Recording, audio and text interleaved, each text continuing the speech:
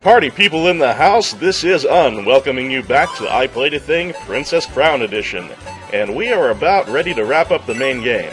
We've got an assload of hit points, 2 assloads of healing items, some quality accessories, and really everything we're gonna need. So we're just gonna put some of the best stuff, like the Yggdrasil fruit, into the active inventory. Everything we're gonna need for the final combats. And then all we have to do is head toward Valenadine Castle to trigger the endgame sequence. And so we're going to do exactly that. Since this is a point of no return, Gradriel and Arya give us a chance to confirm that we're ready to do this. And yes, we are cocked, locked, and ready to rock. So, Justin I welcomes Gradriel back and is all, you protected the Volga crown, right? Gradriel says, not so much, and also Leon's probably coming here to take my crown. Justin I says that she'd better stop traipsing around the kingdom and hole up in the castle, to which Quain adds that she'll have nothing to worry about. He and the knights have that shit locked down hard. Gradriel's a little bummed out, but she gives in, and then a voice calls out that the pirates of the North Sea are here to help out a friend.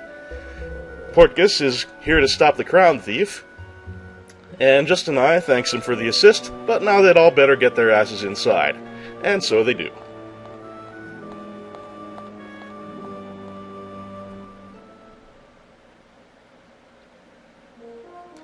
In the throne room, Gradriel wants to help out, but Justin I insists that she let everyone protect her this time. And someone says, "Sorry I'm late."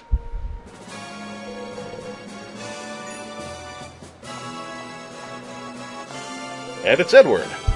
Gradriel's happy and relieved he made it back from the spirit world, and Ed says there's no way he'd die in a place like that, and he even brought a date.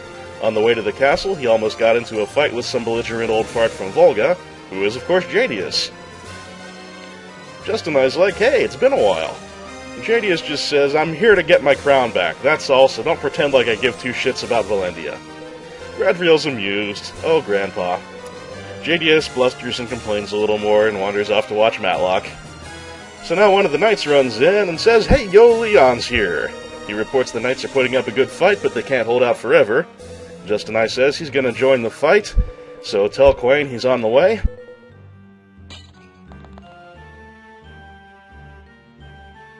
Justin I tells Gradriel he'll be back as soon as he teaches that young punk Leon a thing or two, and Gradriel tells him to be careful. Now, Portgas says he's going to give Quain and Justin I some backup, and Gradriel wants to fight too, but Portgas and Edward insist that she not endanger herself any further. Okay.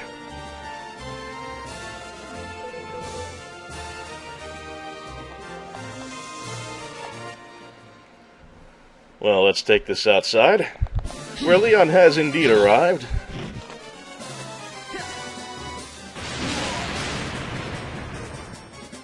He tells Quain to clear a path. Quain says they'll gladly die in defense of their princess. Leon's fine with that idea. So Quain calls for the charge, and it goes about as well as you'd expect. Shit. Justin I on the scene wants to know how it's going. I think the answer's pretty obvious. Says Leon, no one else has to die. Just let me past and let me claim that crown. So much for that idea. Justin I admits Leon's pretty good, but he's going to show him how they do it old school. I don't think that's quite what Justin I meant. Well, the front lines of defense are down, and Leon has breached the castle. And here Jadius bets Leon didn't expect to see him again, and sends out the paladins. Once again, that goes about as well as you'd expect. Jadius wants his crown back, but Leon just says he'll get the same punishment as the other old man, and the elderly really ought to take it easy. Looks like King Jadius is pretty spry, but this is Leon we're talking about. Yep.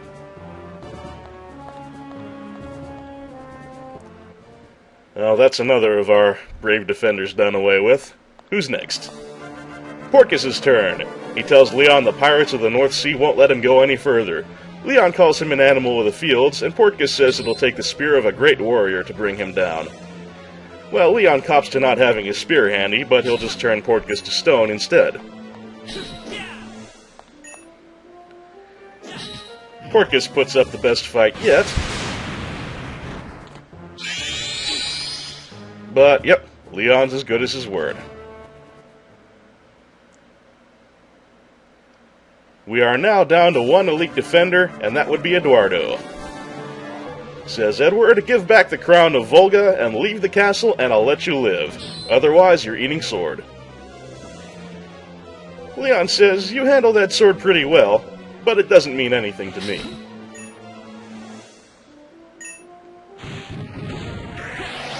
Fast Eddie's got some moves.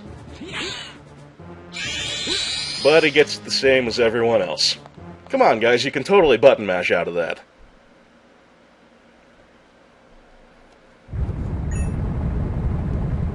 Another earthquake, says Gradriel. That is a bad omen. Jam, jam, here comes the man. Hot damn. Leon says it's time for Larva to enter the mortal world at last, and adds that he's already taken care of the Cardo Knights, the Wizard, and the Young Knight. Huh, no love for Portgas.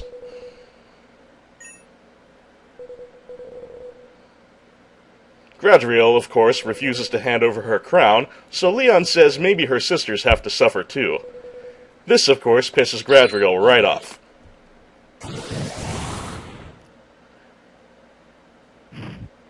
Oh, that's bad. Leon says, at last the two crowns that hold the power of the goddess of light within them will be sealed. No creature of this world can stop me. Dark Lord Larva, at last the portal is open!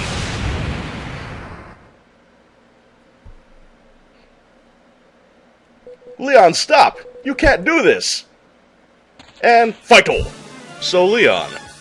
He will be our penultimate boss, and quite possibly the toughest in the game. The true final boss is not to be trifled with either, but personally I think Leon's just a little bit tougher. In any case, they're almost certainly the two most difficult enemies in the game. Leon is all about projectiles and teleport spam. He has several varieties of projectile, and when it comes to teleports, he has two forms of that as well. His normal teleport he'll do very frequently, especially when you get close to him. And he also has a teleport where he warps in the usual fashion, but when he reappears, he shoots out some thorny vines to catch you with a short-range attack. One other thing that's nasty about Leon, as you may have already noticed, is that even when you block them, his attacks do quite a bit of chip damage.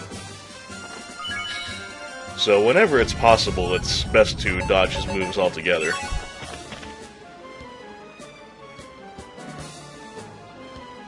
And he doesn't seem to have much in the way of drops. He usually drops seeds when you knock him around sufficiently. The seeds usually being either health-restoring or power-restoring flowers.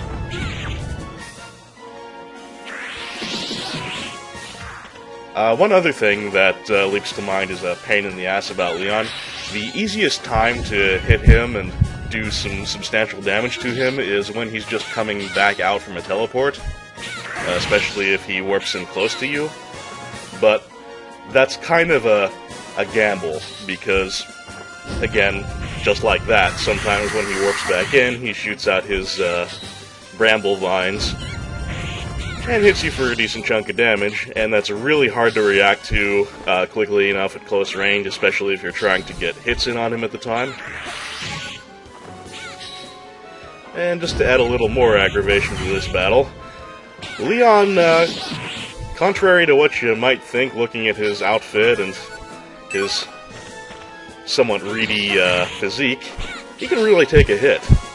Neither magic nor your sword really does him a whole lot of harm. Oh, there's another of his attacks. I interrupted it there, but he can summon sort of a plant girl and send out a wave of lines at you. You never want to backdash from that because it has full screen length, but if you sidestep and get on the other side of Leon, that's a real good opportunity to hit him in the back. Besides when he returns from a teleport, that's probably the other best opportunity you have to put some hurting on him.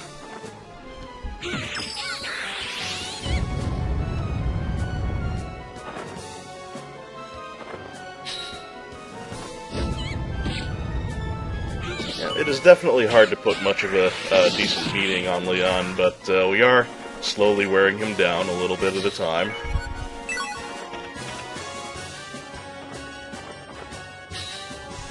One nice thing about him is, since he drops so many seeds, it's usually not hard to get health restoration flowers while you're fighting him.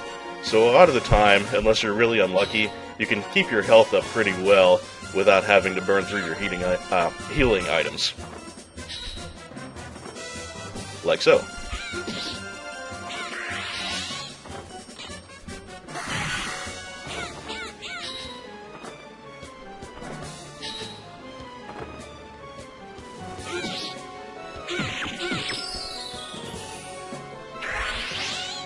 Nuts. Even Arya's a little bit thrown off by his teleport spam. He does have a critical. It takes him quite a while in this battle to use it, although sometimes he's fairly free with it. And when he decides to use it fairly freely, that's a bad thing, as you will see.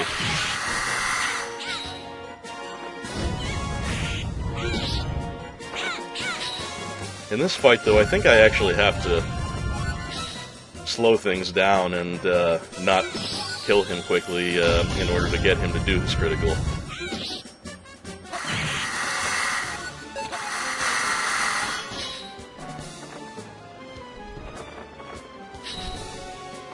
Like, I'm just about ready to finish him off here, just a few more decent combos, but we gotta get that critical on camera, folks.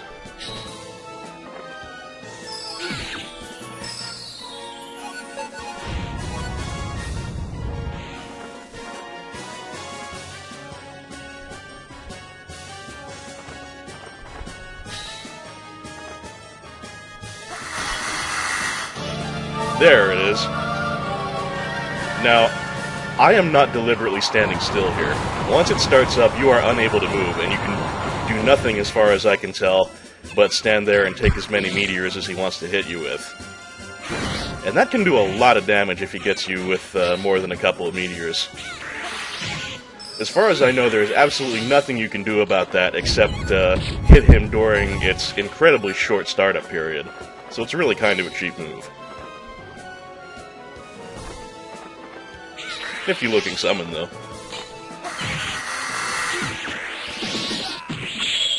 And good night, Leon.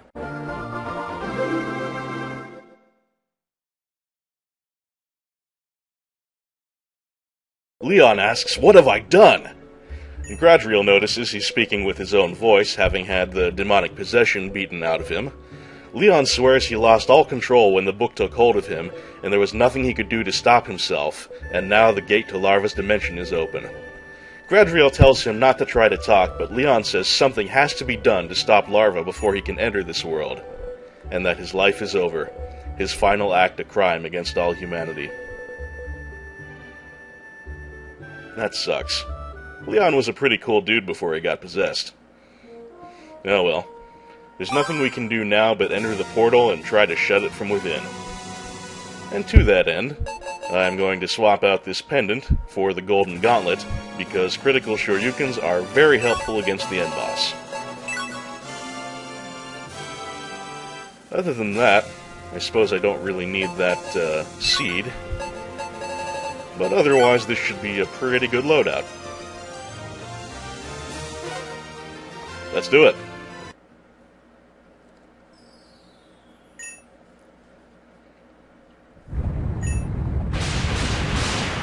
Oh shit. Indeed, Gradriel says she's never seen such a horrible creature. And gets knocked the fuck out.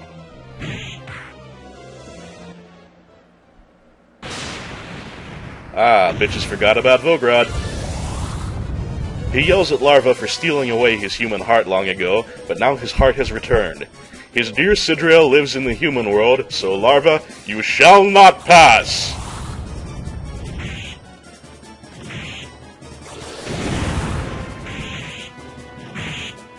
Now, not a bad showing, but Vogrod now says he has no strength left to fight, and pleads to the goddess Gaia to protect Lady Sidriel and all those she holds dear. Well, that's a bummer. We're losing cool dudes left and right.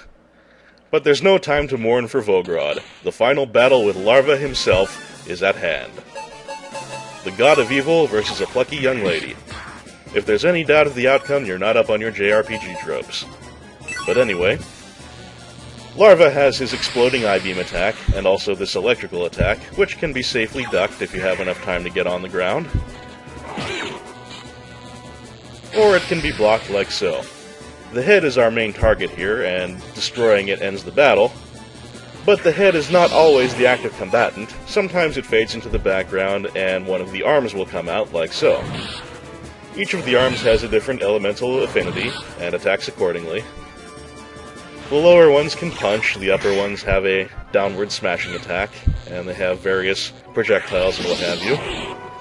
Now, since the head and two of the arms are above Gradriel's platform there, you can see why having the Golden Gauntlet on hand to do lots of critical shoryukens is very handy in the Larva fight.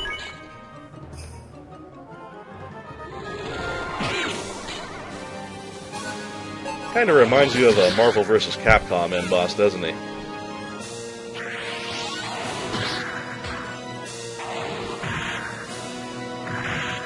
Yeah, the smashing hands can be kind of a pain in the ass because they can trap you on the ground like that. But really, I don't think this fight is as big a deal as the one with Leon, because you don't have to deal with all the teleport spam. The chip damage doesn't seem to be quite as big a deal. And so on.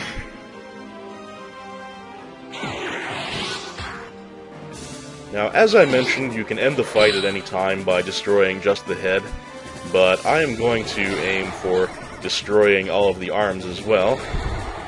I actually did that mainly to see if the head had any new attacks once it's alone. As it turns out, it does not. But oh well, at least we'll have the pleasure of taking the God of Evil out piece by piece.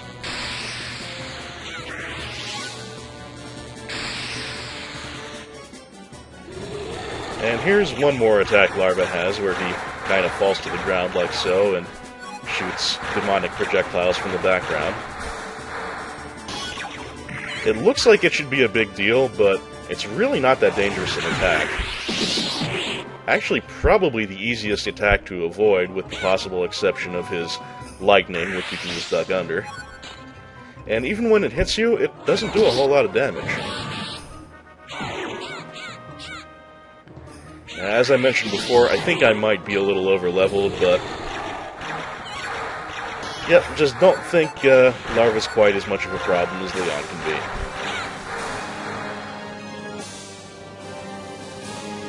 be. Like, if I were going for just destroying the head and not worrying about lopping off all his arms, I would already be more than halfway done. That said, he certainly does look cool.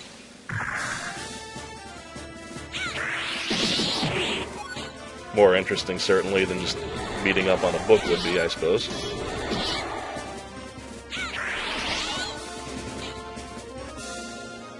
By the way, as you can see, the arms are capable of blocking. As far as I can tell, the head is not. Which stands to reason. I have no idea what it would block with. Aside from maybe protecting itself with the hands. But as far as I've seen, it can't do anything like that.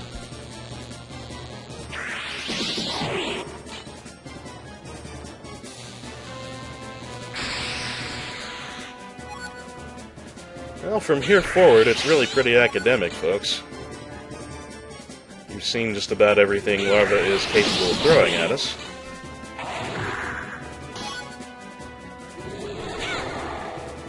Besides all these demonic projectiles and the fire blast and so on, I think really the most dangerous thing it can do is punch and smash you. And every time you lop off one of Larva's arms, you do get some items out of the deal. often magical gems like so. It's kind of bizarre that even here in an alternate dimension, it's possible for the goblins to come in and steal dropped items.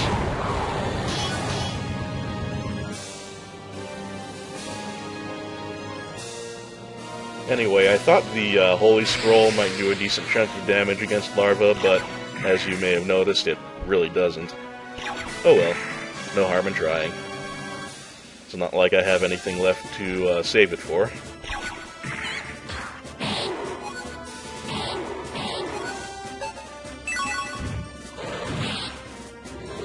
I believe that exploding eye laser from the head does the most damage of anything Larva can throw at you, at least on a single hit. It can combo some of its other attacks. There you finally see me making use of the Mirror Scroll.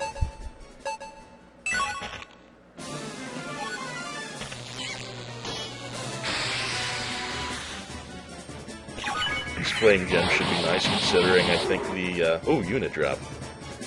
I think the hand over there to the right is an ice one, so maybe it will take some extra damage from that.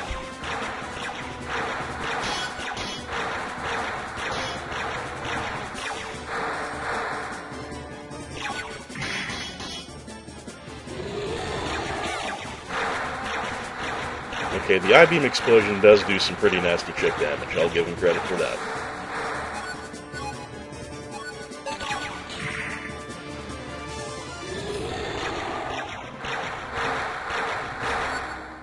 This is something I found very annoying about the Larva fight if you're going for taking the hands apart like I am trying to do.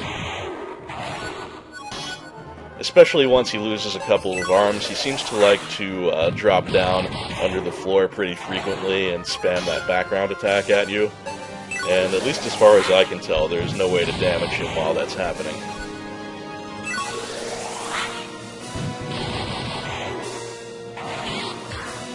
Flame gem there was very nice indeed against the arm.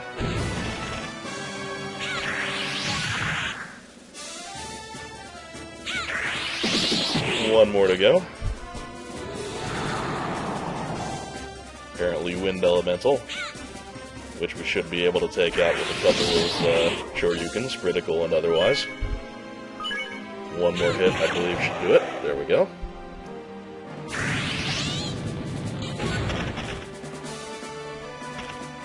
And now we've got nothing else to worry about but lopping this bastard's head off as soon as he gets out of the floor again.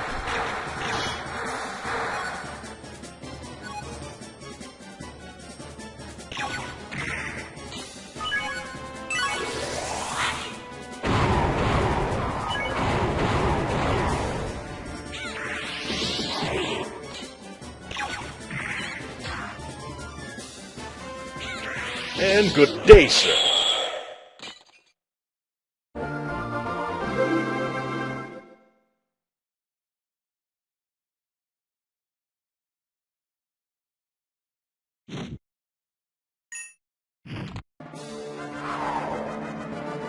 Gradriel's afraid she doesn't have the strength left to destroy this last part of Larva's body, but... Headgear ex machina! The crown speaks with Elfaron's voice and says, "My child, the goddess of light has been with you all along." Gradriel says, "Mom?"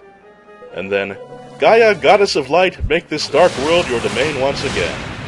And so the Lovecraftian vestige of Larva is destroyed. Here Just and I is lamenting Leon's tragic fate, and how even the best people can be overtaken by darkness. Gradriel agrees, but says the book and the Demon King are gone from their world. She also notices that Just and I has one pigmented hair left, and decides not to tell him about fighting Larva single-handedly, so it doesn't turn white too. Gradriel now thanks Jadius for his help, to which he grumbles about being unable to do anything about Leon, and bringing shame to his kingdom of Volga. He does, however, compliment Gradriel on her potential as a great ruler, and says she and her sisters remind him of his son, their father.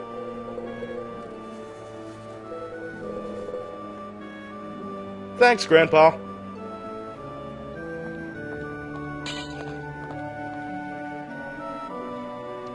Justinai thinks relations between Valendia and Volga will be better now, and Elferon would be happy about that. Gradriel wonders if her mom might even call her Brave Traveler. Justinai is totally flustered to hear Gradriel use the phrase Brave Traveler, which I think is a callback to some dialogue from earlier in the game, but I'm not real sure about that. Anyway, here's Quain checking in, reporting that all of the knights injured by Leon actually survived. Hooray! They also all went back to school and became honor students. Anyway, Quain and Justinai roll out to help with the recovery.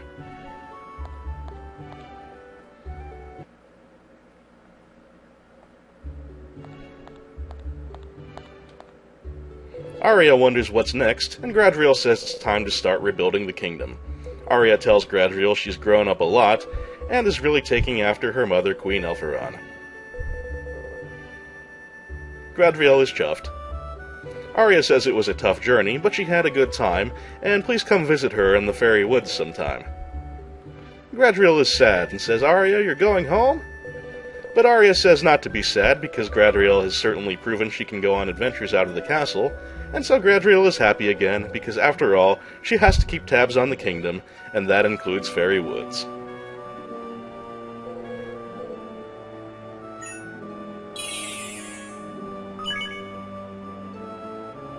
The gang's all here.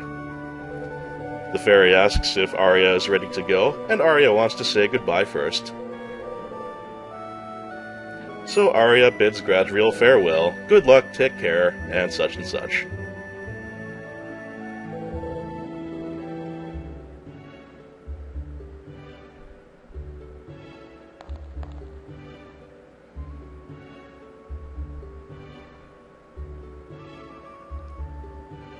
Yeah, I do think you've earned a little nap, Gradriel.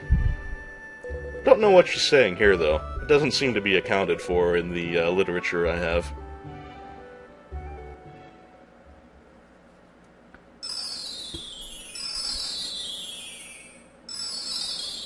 Says Arya. Let's see. Where should I begin?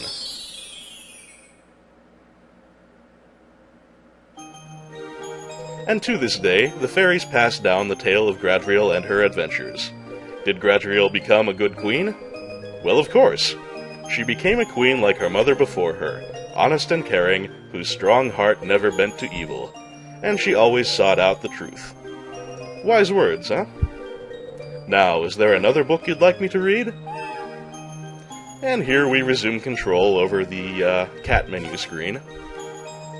And while that end to Gradriel's story may have seemed a little anticlimactic, there is some post-game left to do. As you can see, we've got another book on the floor now that we can take to Grandma for some post-game content. And after we're done with that, there will be a few more books to follow. However, we are now finished with the story of Gradriel, and with that, the main game of Princess Crown. I'd like to thank everyone who has watched along with I Played a Thing, Princess Crown, so far. And I hope you'll stick around for the post-game as well. There's some interesting stuff in it. That, however, is for another day. For now, I remain on, wishing you the best, and looking forward to our next meeting. Till then.